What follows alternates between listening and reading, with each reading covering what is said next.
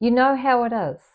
The meeting room falls silent as your colleague finishes explaining the quarterly projections. Everyone's sitting there, nodding knowingly, while you're sitting there feeling completely lost, convinced that everyone else must have received some secret manual for understanding business that you never got or you missed out on. I wonder if this sounds familiar. For many adults, these moments of confusion and self-doubt aren't isolated incidents. They're echoes of years spent in classrooms where their natural learning style was misunderstood, misdiagnosed, or simply ignored. What started as academic struggles has evolved into something much deeper, a fundamental belief that they're not quite smart enough, not quite capable enough, or unfortunately, not enough. Academic trauma might sound like an overstatement until you witness its effects firsthand. Watch a confident professional suddenly freeze when asked to read something aloud, or see a brilliant problem solver dismiss their own ideas because they were never good at school. These reactions tell the story of children whose brains worked differently, who were labelled lazy instead of creative, slow instead of thorough, distracted instead of imaginative. The traditional classroom operates on a one-size-fits-all model. Sit still, listen quietly, memorize facts, recall them quickly. For children with ADHD, dyslexia, dyscalculia, or other learning differences, this system often felt like trying to write with their non-dominant hand while wearing mittens. Possible perhaps, but exhausting and obviously exceedingly frustrating. The real tragedy isn't the initial struggle, it's how those early experiences materialize into lifelong beliefs about personal capability.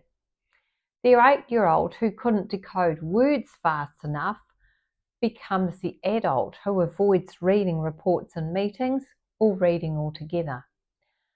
The teenager who struggled with maths becomes the business owner or the parent who feels intimidated by financial discussions.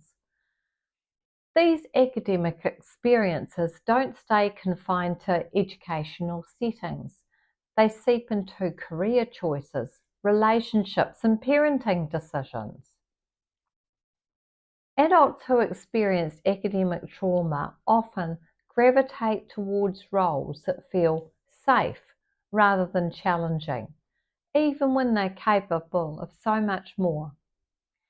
They become master strategists at avoiding situations where their perceived weaknesses might be exposed.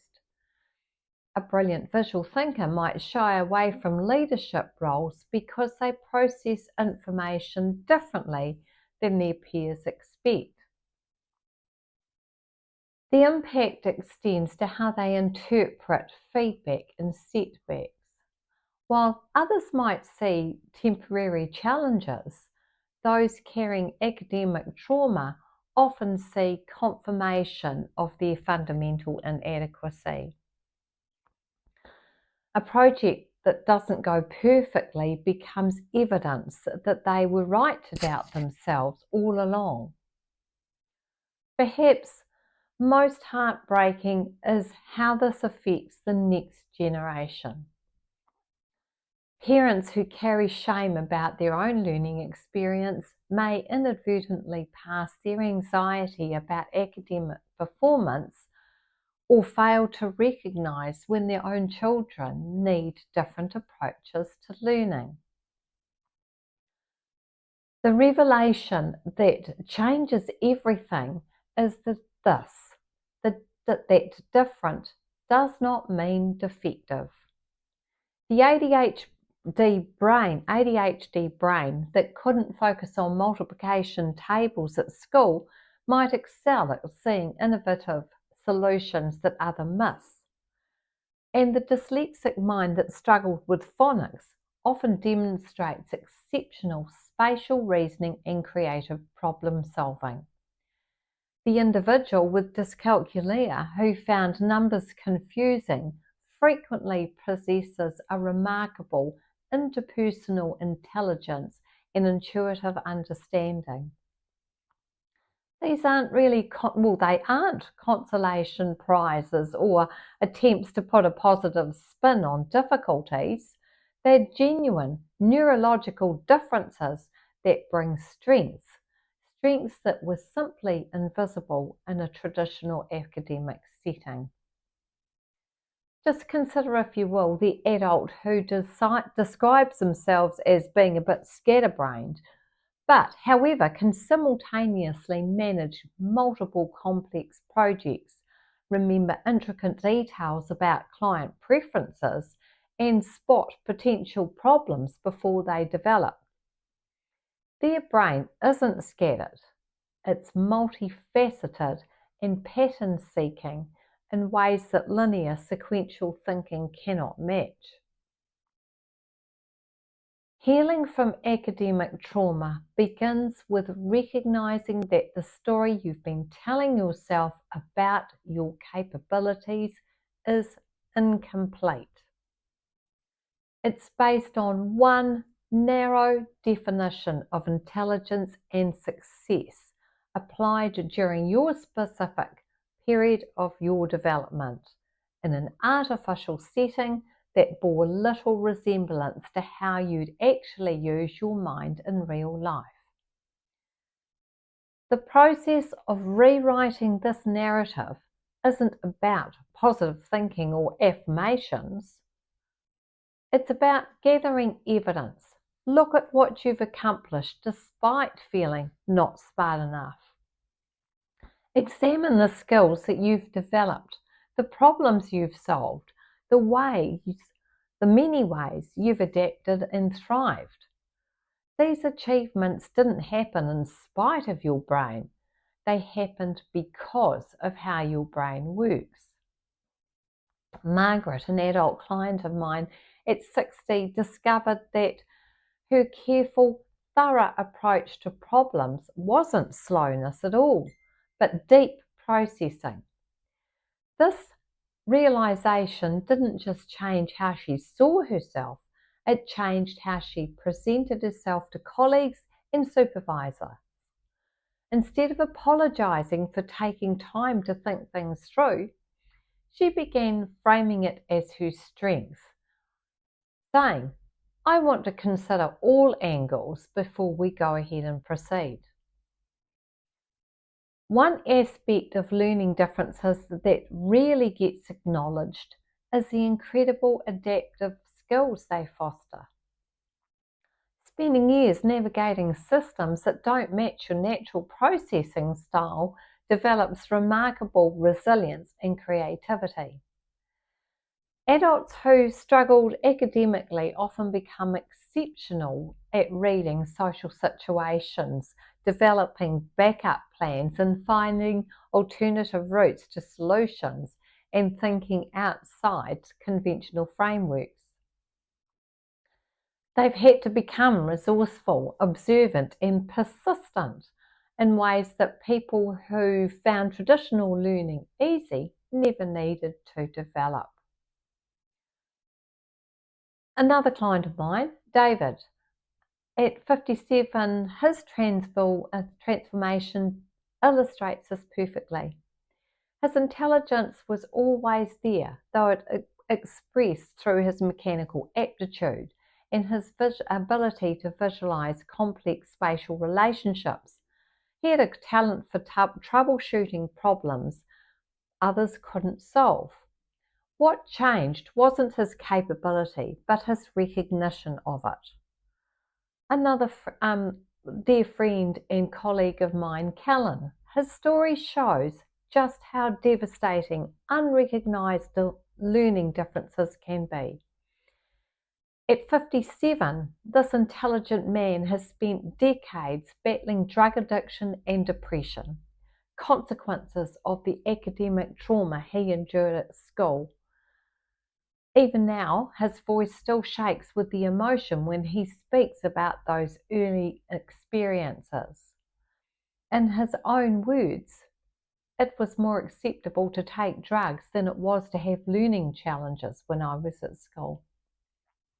That single sentence right there captures the tragic reality of how society's misunderstanding of neurodiversity can derail entire lives. You can listen to Callan's full interview with me on my YouTube channel, where he shares his journey with remarkable courage and honesty. Thank you, Callan. Kudos to you.